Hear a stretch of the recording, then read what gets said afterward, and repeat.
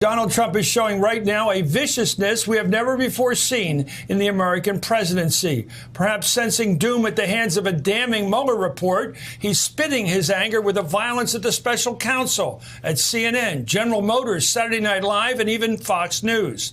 Trump's vitriol has found its hottest target in an American hero who spent 5.5 years in a communist prison in Vietnam. This latest attack coming nearly 7 months after Arizona Senator John McCain succumbed to brain cancer.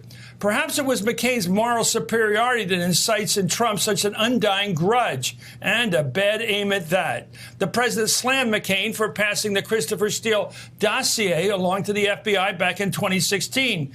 Quote, so it was indeed just proven in court papers that last in his class at Annapolis, John McCain, that sent the fake dossier to the FBI and the media, hoping to have it printed before the election. He and the Democrats working together failed as usual. Even the fake news refused this garbage. Well, Trump's allegation is false. As NBC News points out, McCain gave the dossier to the FBI in December of 2016, after the presidential election. And there's no evidence whatever he ever gave the dossier to the media.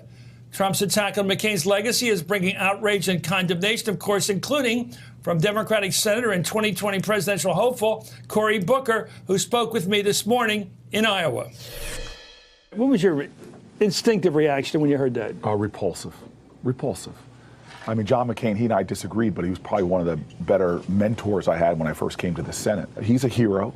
And to hear a sitting president, a commander-in-chief, what's that say to other men and women that are serving this nation? So I found it repulsive, and just another example of his moral vandalism and him just tearing at the fabric of this country. We've got a lot more of that powerful interview coming up in the program tonight. Trump's fevered clamor over McCain, his late rival, was in stark contrast to the Oval Office silence about the lives of the 50 Muslims who were murdered in New Zealand. Where he did show sympathy this weekend was for the Fox News host, Judge Jeanine Pirro, who did not appear on her show Saturday night following her anti-Muslim comments about a member of Congress. Trump said the radical left Democrats, working closely with their beloved partner, the fake news media, is using every trick in the book to silence a majority of our country.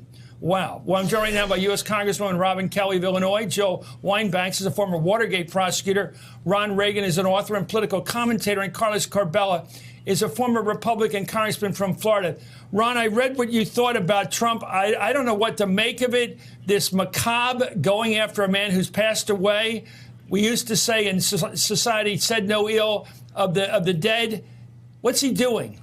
What's Trump up to here? This weird sort of attempt to assassinate a guy who's already gone. Well, Trump is being Trump. Trump is a coward, and he's somebody who lacks normal human decency. What is it about John McCain that sets him off? Well, John McCain was everything Donald Trump isn't. John McCain was a man of integrity and a man of great courage. And we all remember that moment with the thumbs down that killed Trump's chance to undo Obamacare. I'm sure he's never forgiven McCain for that. And it's not going to stop him that John McCain is now dead and can't fight back. That's perfect for Trump. He loves a target that can't fight back. It really is low. It doesn't get much lower than this. Congresswoman, I get the sense that Trump feels, this is important to me, I get the sense that he feels that something's coming. He's been in a frenzy lately. He's been shooting in every direction, even at the dead. I think that he always does that when he feels something's coming. When his kitchen is getting hot, he has to throw shade somewhere else or create chaos. I think he's very, very good at that, and I think this is what is happening now. Well, reacting to the president's criticism of his friend John McCain, Senator Lindsey Graham issued a response, but a tepid one, which did not mention Trump by name. Graham said of McCain, he stepped forward to risk his life for his country, served honorably under difficult circumstances, and one of the most consequential senators in the history of the body. Nothing about his service will ever be changed or diminished. By the way, daughter Meghan McCain tweeted, "No one will ever love you," she's talking to the president here, "the way they love my father." And here's Meghan today on The View. My father was his kryptonite in life. Yeah. He's his kryptonite in death. And I just thought your life is spent on your weekends, not with your family, not with your friends, but obsessing over great men you could never live up to. That tells you everything you need to know about his pathetic life right now. Congressman Carbell, what do you make of this sort of post-mortem attack? What is it? Grave Chris, robbing? What would you call it? What would you call a guy who does this kind of stuff? Your thoughts? There are a couple factors at play here from my perspective. Number one, it's clear the president is anxious about something. I don't know if it's about the Mueller report or something else, but 58 tweets over a weekend. I mean, I know a lot of kids that do that when they get anxious, when they're worried, they talk a lot. It seems like that is what the president was doing over the weekend. Combine that with the fact that he's always been frustrated with John McCain being regarded a hero, someone that both Republicans and Democrats admire, someone who obviously contributed to this country more than the president, more than most of us, to be fair. So that's what's at play here, that combination, that mixture of feelings. Now, the president might be anxious, might be frustrated. However, that's no excuse to disparage someone, especially someone who has passed away, especially someone who sacrificed so much for this country. So I hope that a lot of my fellow Republicans will step up and say this is wrong, this has to stop. I think there's a question. I want to get to Joe Weinbach's about the imminence of coming on something from Robert Mueller. I sense everybody's right. There's a frenzy, almost like a cat on a hot tin roof. There's something that's scaring this guy. The heat's on. But I want to ask you, Ron, in the pantheon of American heroes, your dad's up there, right at the top 10 presidents, probably by a lot of calculations, top 12 maybe.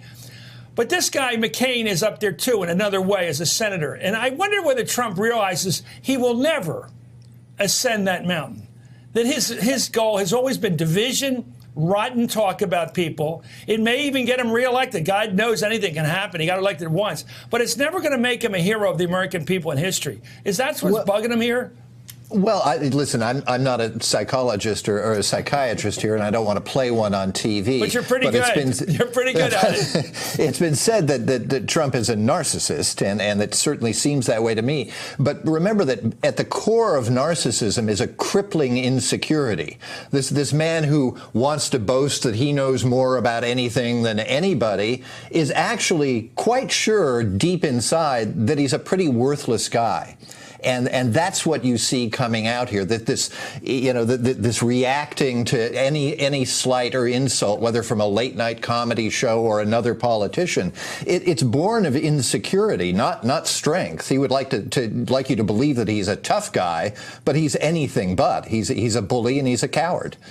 I mean, you could write a movie about a ghost roaming the White House upstairs and down.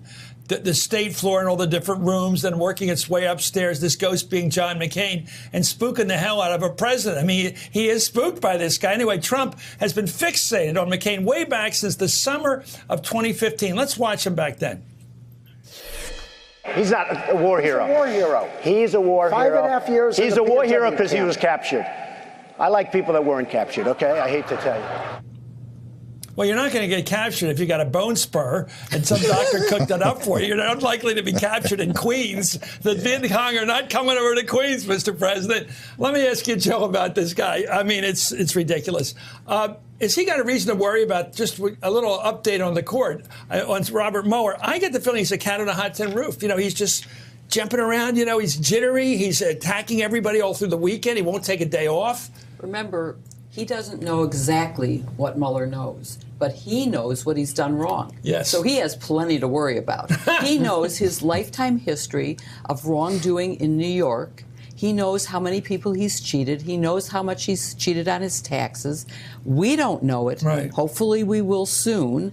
But in the meantime, he has plenty to worry about. People in New York talk about else. it like he's a gonif, like he's a thief. That's how they talk about him. He is. He is. And I know right here in Chicago, the Trump Tower construction, people didn't get paid. And when they called his lawyer to say, we're going to sue, his lawyer said, no, we withheld just enough that it will cost you too much to sue. You're not going to sue us. It's not worth it to you. That's his game. Exactly. It's a deliberate ploy. Well, more predictably, the president went after Saturday Night Live again, perhaps not knowing it was in a rerun this weekend. He said it's truly incredible that shows like Saturday Night Live, not funny in talent, nor. Hey there, I'm Chris Hayes from MSNBC. Thanks for watching MSNBC on YouTube. If you want to keep up to date with the videos we're putting out, you can click subscribe just below me or click over on this list to see lots of other great videos.